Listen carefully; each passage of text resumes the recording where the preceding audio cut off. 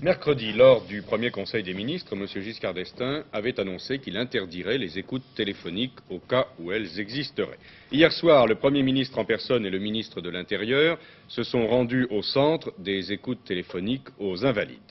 Il convient, a dit M. Poniatowski, de poser par principe la suppression des écoutes téléphoniques. Cela veut dire qu'elles ne seront autorisées qu'exceptionnellement pour des cas relevant de la défense nationale, de la sécurité, des crimes ou de la drogue. C'est ici, dans une ancienne et discrète caserne de pompiers, au 2 bis de l'avenue de Tourville, derrière les Invalides, que se trouve le centre d'écoute téléphonique. C'est ici que plusieurs tables d'écoute reliées à des magnétophones et qui avaient été installées par l'armée allemande d'occupation fonctionnent chaque jour. C'est ici, au GIC, au groupement interministériel de contrôle, qu'environ 300 à 400 personnes travaillent sous les ordres d'un ancien officier supérieur du SDEC, le général Eugène Caillot. Des écoutes téléphoniques, il a beaucoup été question ces derniers temps, avec notamment l'affaire des micros du Canard enchaîné. Vous vous souvenez certainement de la plainte déposée en décembre dernier par l'hebdomadaire satirique, après la découverte dans ces nouveaux locaux de la rue Saint-Honoré de mystérieux poseurs de voilage s'affairant à installer fils et micros. Mais avant cette affaire, le Sénat et l'Assemblée nationale avaient eu à discuter des problèmes d'écoute téléphonique. En mars 1972, c'est Michel Poniatowski lui-même, alors député, qui avait adressé une question écrite au Premier ministre de l'époque, Jacques Chaban-Delmas, pour lui demander s'il était normal que des journalistes, des hommes politiques ou d'autres simples citoyens soient régulièrement écoutés. Michel Poniatowski avait même, dans son livre « Cartes sur table », fait un réquisitoire très violent contre ce genre d'écoute.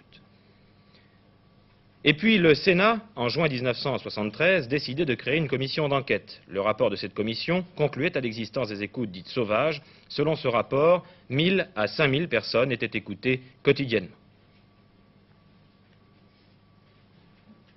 Enfin, et toujours en juin dernier, un député réformateur, Jean-Marie Daillet, tentait de rencontrer le général Caillot, mais vous allez le voir, en vain.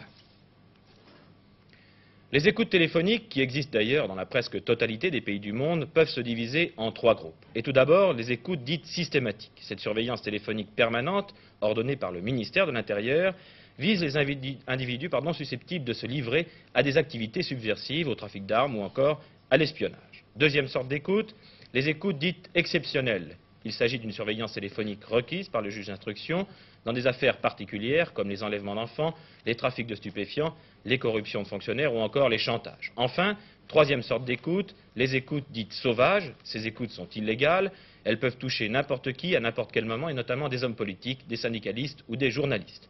Et ce sont ces écoutes que le président Valéry Giscard d'Estaing entend abolir. Mercredi, après le Conseil des ministres, Michel Poniatowski annonçait la décision d'interdire les écoutes sauvages si elles existaient. Elles existaient donc puisque la destruction des archives en découlant a été ordonnée hier par le Premier ministre et le ministre de l'Intérieur.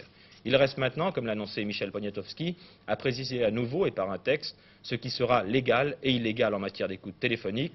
Ce texte, croit-on savoir, serait prêt très prochainement.